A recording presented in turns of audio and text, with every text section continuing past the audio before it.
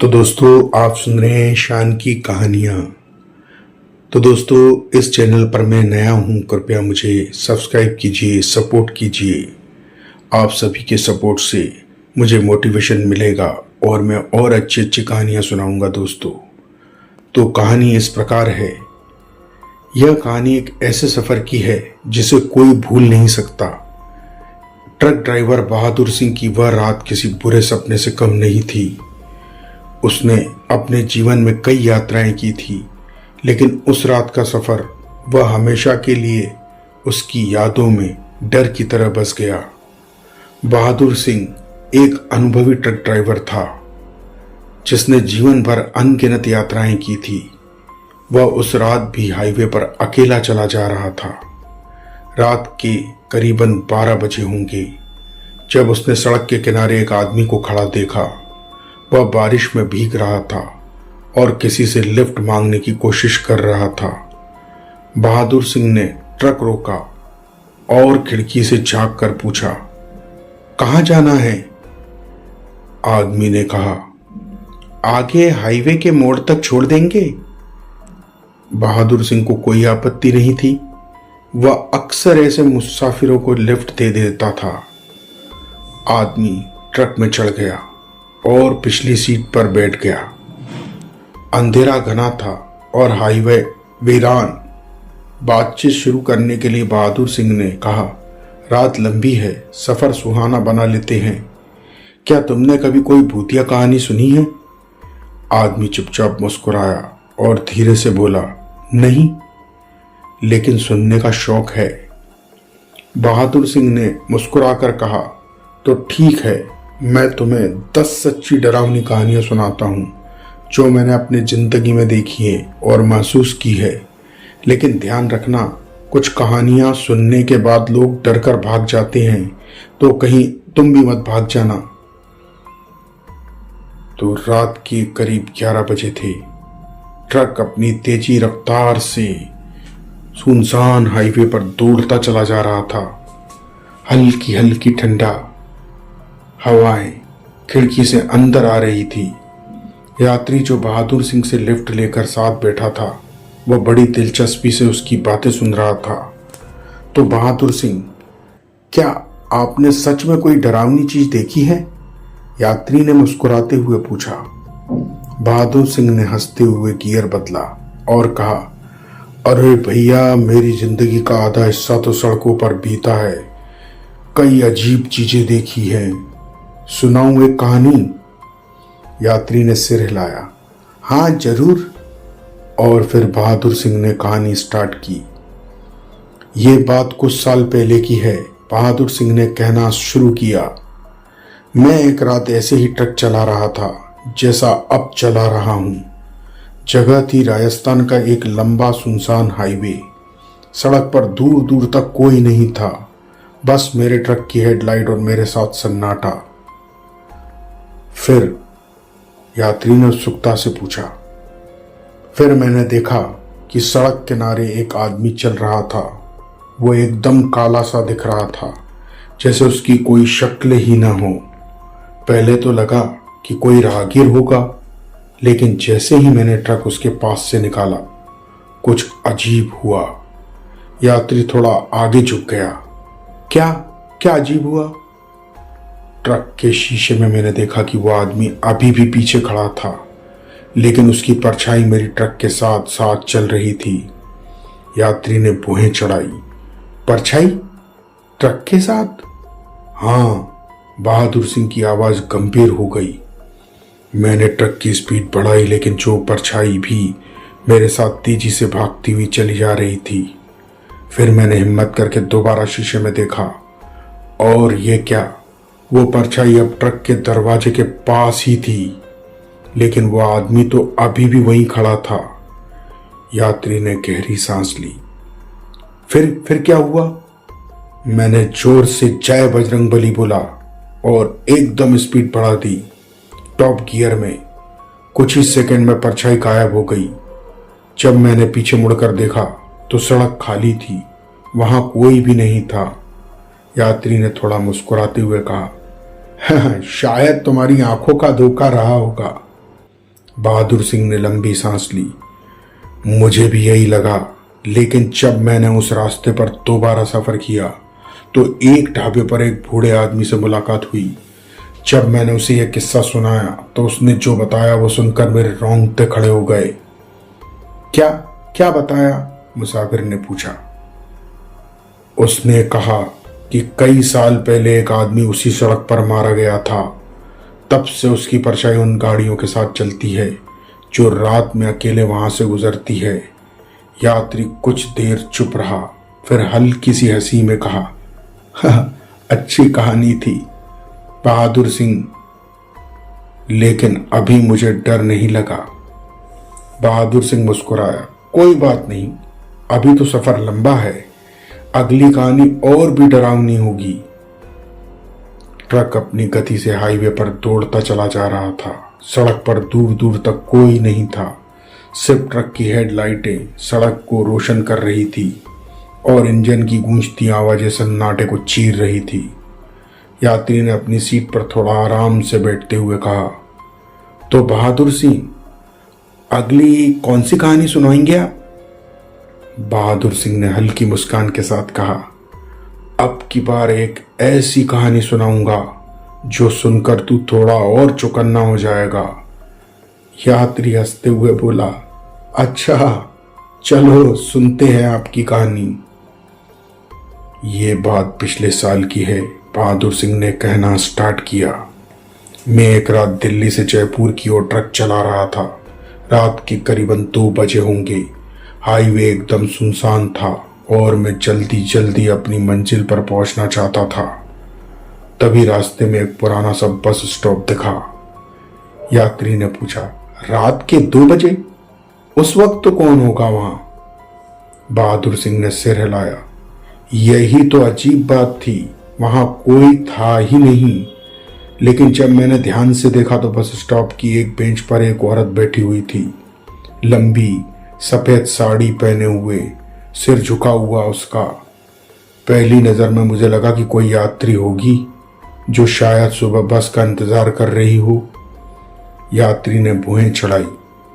इतनी रात को कोई औरत वहां क्या करेगी भला? यह सोचकर मैंने ट्रक धीमा किया और सोचा कि उससे पूछूं कि वो कहाँ जाएगी। लेकिन जैसे ही ट्रक करीब पहुंचा मेरी हड्डियां जम गई। यात्री थोड़ा आगे और झुक गया। क्या हुआ? वो औरत वो धीरे धीरे हवा में ऊपर उठ रही थी। बहादुर सिंह की आवाज गहरी हो गई। अब उसका सिर अब भी झुका हुआ था, लेकिन उसका पूरा शरीर जमीन से 2 फीट ऊपर था। मैं बुरी तरह डर गया और पूरी ताकत से एक्सीलरेटर दबा दिया। एक्सीलेटर दबाते ही ट्रक आगे बढ़ा, लेकिन जैसे ही मैंने बस स्टॉप पार कर रहा था मैंने अपनी खिड़की के शीशे में देखा। वो औरत अब सड़क के बीच बीच खड़ी थी और उसकी आंखें चमक रही थी। यात्री ने धीरे से गहरी सांस ली। फिर क्या हुआ? मैंने बिना देखे ट्रक भगाता रहा। तभी मुझे ऐसा महसूस हुआ कि कोई मेरे ट्रक के ऊपर कूद गया है। छत पर किसी के पैरों की आवाज आ रही है और ठक ठक की आवाज। यात्री ने हैरानी से कहा, तुमने रुक के नहीं देखा? बहादुर सिंह ने तुरंत सिर हिलाया। अरे भैया, इतनी रात को कौन रुकेगा? मैंने तो हनुमान चालीसा पढ़नी शुरू कर दी थी और स्पीड और बढ़ा दी। कुछ देर बाद वो आवाज बंद हो गई।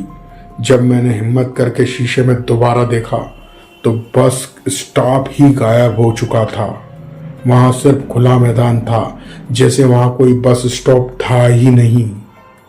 यात्री थोड़ी देर तक चुप रहा, फिर मुस्कुराकर बोला, मजेदार कहानी थी, लेकिन शायद तुम्हारा वहम हुआ होगा।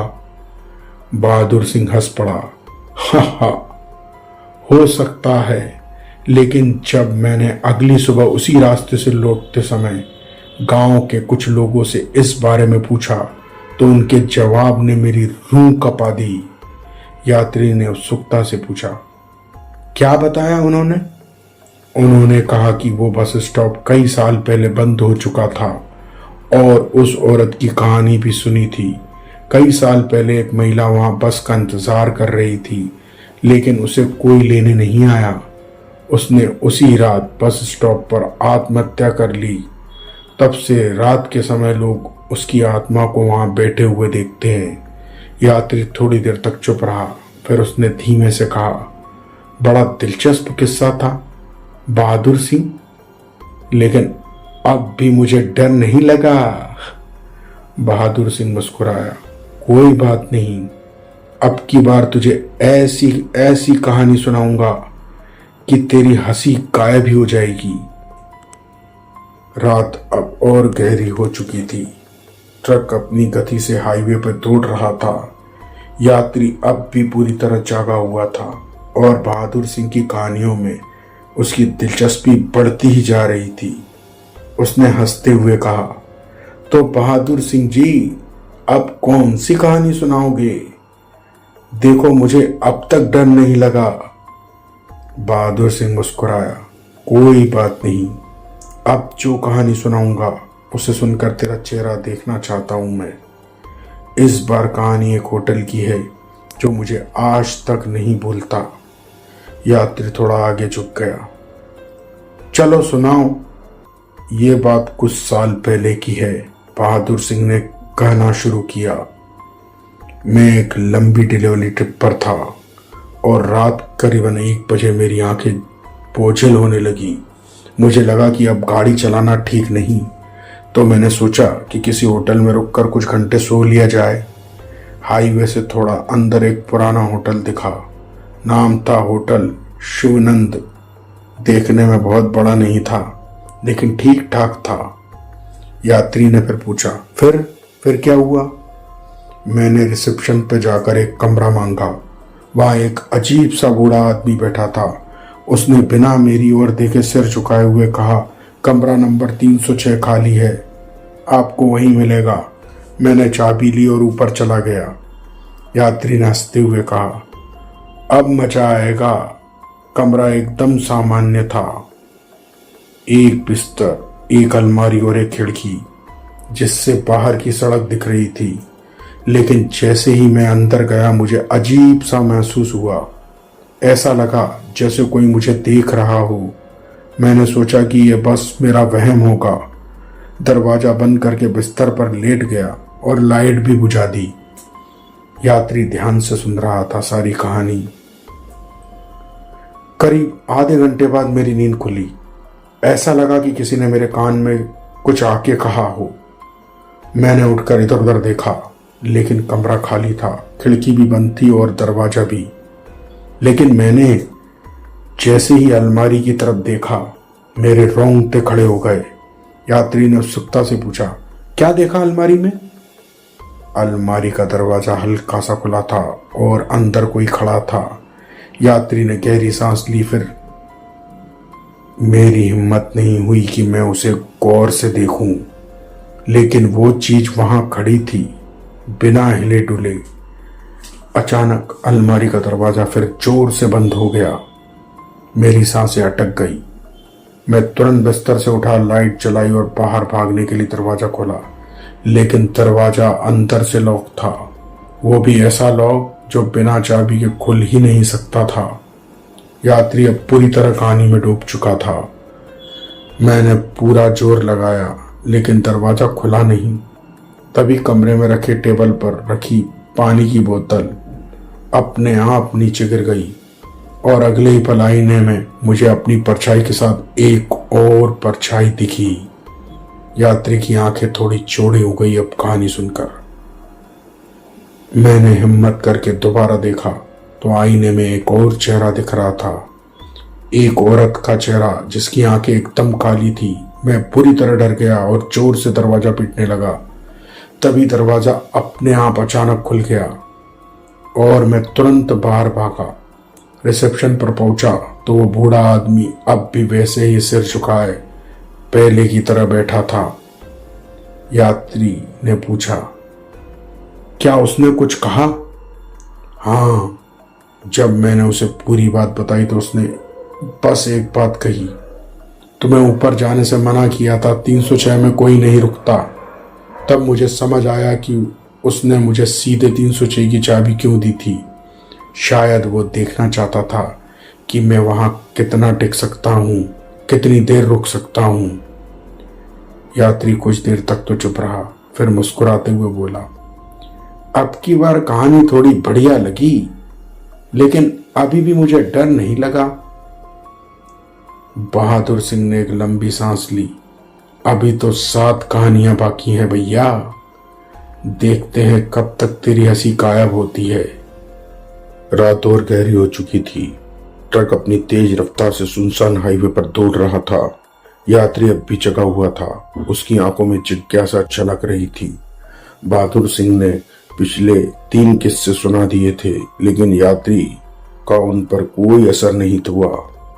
वह अब भी हंसते हुए कह रहा था, बहादुर सिंह कहानियां अच्छी हैं, लेकिन अब भी मैं डरा नहीं।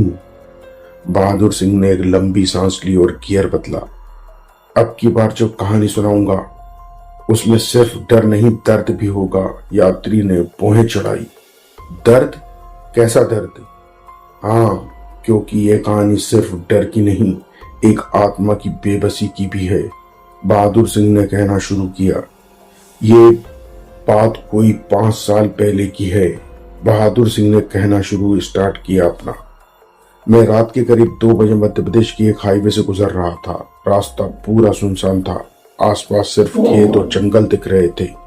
दूर दूर तक कोई बस्ती नहीं थी, बस मैं था, मेरा ट्रक था और चारों तरफ घने अंधेरा। यात्री अब ध्यान से सुनने लगा। जैसे ही मैं एक मोड़ पर पहुंचा, मुझे सड़क के किनारे एक लड़की खड़ी दिखी। उम्र कोई करीबन 20 से 22 साल रही होगी। उसने सफेद सलवार सूट पहन रखी थी और उसके बाल खुले हुए थे। उसके चेहरे पर डर और बेबसी का भाव था। यात्री ने तुरंत कहा, इतनी रात को कोई लड़की हाईवे पर क्या कर रही थी भला? यही तो मैं भी सोच रहा था।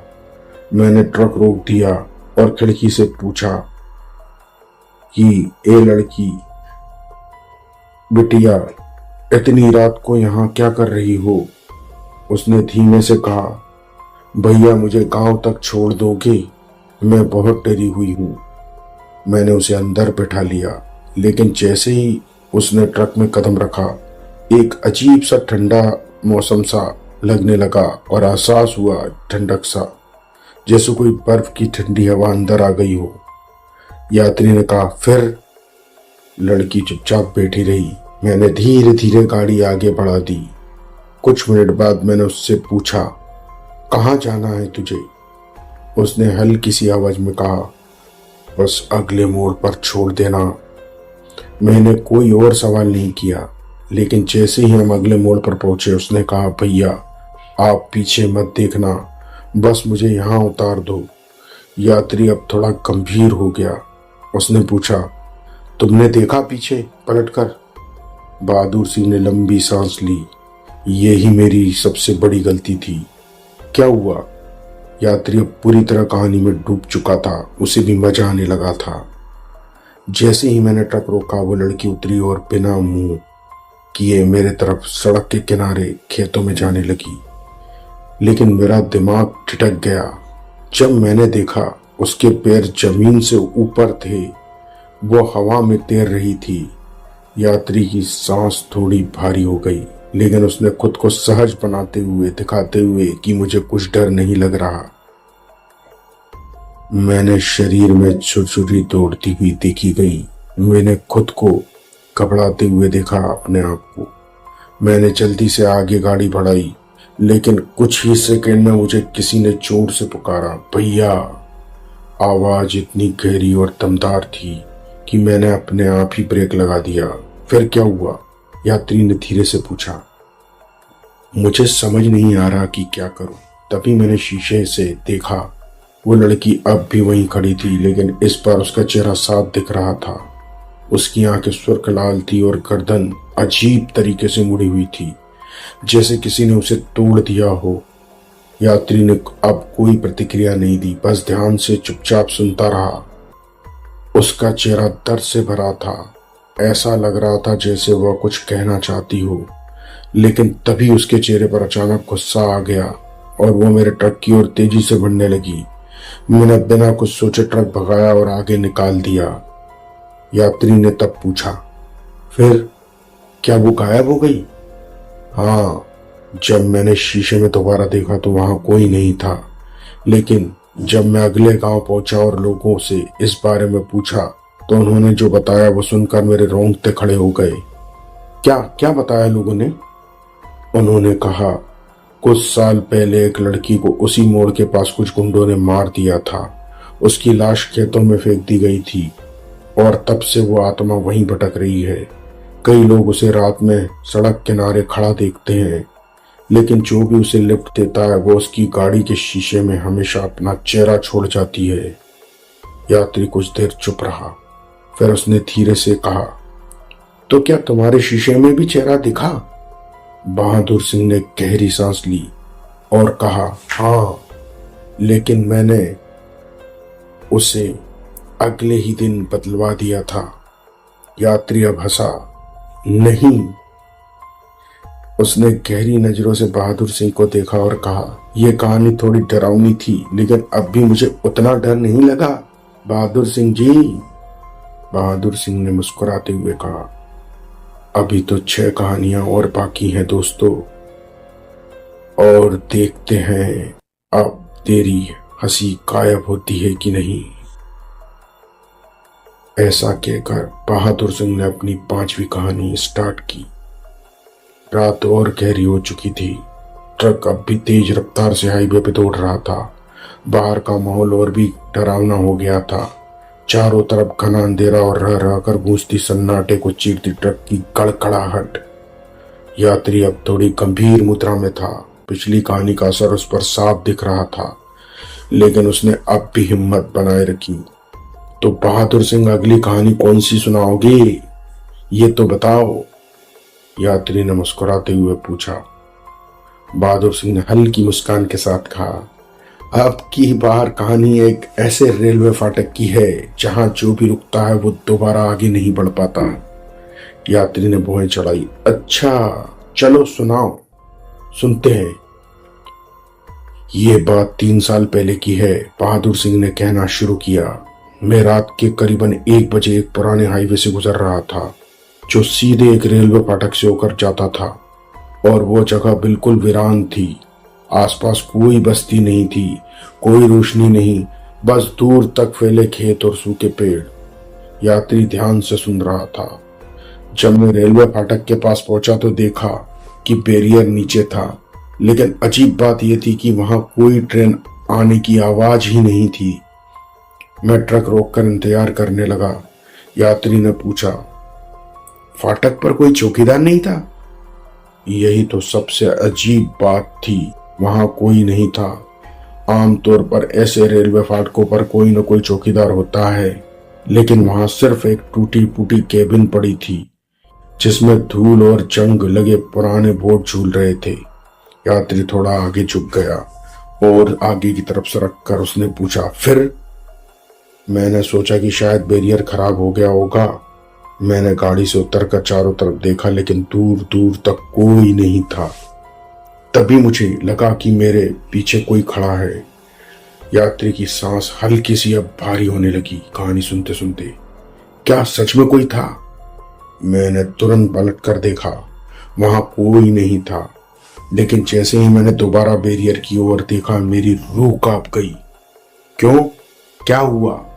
यात्री ने उत्सुकता से पूछा। फाटक के दूसरी तरफ पटरियों के बीचों बीच एक औरत खड़ी थी, लंबा घूंघट डाले, सफेद साड़ी पहने। उसकी आंखें जमीन की ओर थी, लेकिन उसके होठ हिल रहे थे जैसे कुछ बड़बड़ा रही हो। यात्री अब पूरी तरह कहानी में डूब चुका था। उसे बहुत ज्यादा मजा और रोमांच आने लगा था। मैंने जोर से आवाज लगाई, अरे ओ बहना, हट जाओ, ट्रेन आएगी। लेकिन उसने कोई जवाब नहीं दिया, बस वैसे ही खड़ी रही एज इट इज। धीरे धीरे होठ हिलाते हुए यात्री ने धीरे से कहा, फिर? अचानक दूर से ट्रेन की हल्की आवाज आने लगी। मैंने और जोर से चिल्लाया, लेकिन वो हिली भी नहीं। जैसे जैसे ट्रेन की आवाज करीब आई मेरा दिल तेज धड़कने लगा और फिर ट्रेन ने तेज हॉर्न के साथ जैसे ही मैंने आंखें झपकाई यात्री की सांस रोक ली। क्या वो औरत गायब हो चुकी थी? यात्री ने चेहरे पर हल्की सी शिकंज दिखाते हुए पूछा। मैं पूरी तरह डर गया था। ट्रक में बैठकर जल्दी से बैरियर उठाने की कोशिश की लेकिन वो टस से मस नहीं हुआ। तभी मुझे महसूस हुआ कि कोई ट्रक के बोनट पर बैठा था। यात्री का शरीर हल्का सा सिरह गया, वो डर के मारे कांप गया। तुमने देखा? हाँ, जब मैंने शीशे में देखा तो वो वही औरत थी। उसका चेहरा अब दिख रहा था, उसकी आंखें एकदम काली थी और उसके होंठ अब भी हिल रहे थे। यात्री कुछ नहीं बोला, बस ध्यान से सुनता रहा। मेरी हिम्मत जवाब देने लगी। मैंने इंजन स्टार्ट किया और पूरी ताकत से हॉर्न बजाया। तभी अचानक बैरियर अपने आप ही ऊपर उठ गया और वो औरत एक तेज चीख के साथ हवा में गायब हो गई। यात्री की आंखें हल्की सी चौड़ी हो गई। अब मैंने पूरी ताकत से ट्रक भगाया और उस रेलवे फाटक को पार कर गया। जब अगले गांव पहुंचा तो वहां लोगों से इस बारे में पूछा तो उन्होंने बताया कि वो रीढ़ का ठंडा कर देने वाला था। मेरी रीढ़ की हड्डी में भी ठंडक दौड़ गई। यात्री ने धीरे से पूछा, क्या? उन्होंने कहा कि कई साल पहले उसी रेलवे ट्रैक पर एक नवविवाहित महिला ने आत्महत्या कर ली थी। उसे दहेज के लिए प्रताड़ित किया गया था और शादी के बाद कुछ ही दिनों में उसने वहां ट्रेन से कूदकर जान दे दी थी। तब से जो भी उस रेलवे फाटक पर रात में रुकता है वो उसे देख सकता है और जो उसकी बड़बड़ाहट सुन लेता है वो कभी वापस नहीं आता। यात्री कुछ देर तक चुप रहा, फिर हल्की आवाज में पूछा, क्या तुमने सुना था कि वो क्या कह रही थी? बहादुर सिंह ने गहरी सांस ली और धीमे से कहा, हाँ, वो बस एक ही बात बार बार दोहरा रही थी, मुझे क्यों छोड़ा, मुझे छोड़ा क्यों? यात्री अब हंसा नहीं, उसकी गहरी नजरों से बहादुर सिंह को देखा और कहा, धीरे से कहा उसने, अब की बार थोड़ा डरावना था बहादुर सिंह जी, लेकिन अब भी मैं पूरी तरह तो नहीं डरा।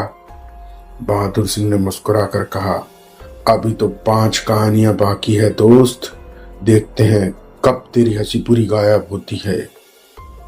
तो दोस्तों, नेक्स्ट पार्ट जल्दी ही आने वाला है, कृपया सुनते रहिएगा। लाइक कीजिए, शेयर कीजिए, कमेंट्स कीजिए। इसका नेक्स्ट पार्ट बहुत ही जल्दी आने वाला है, बहादुर सिंह पार्ट 2। धन्यवाद।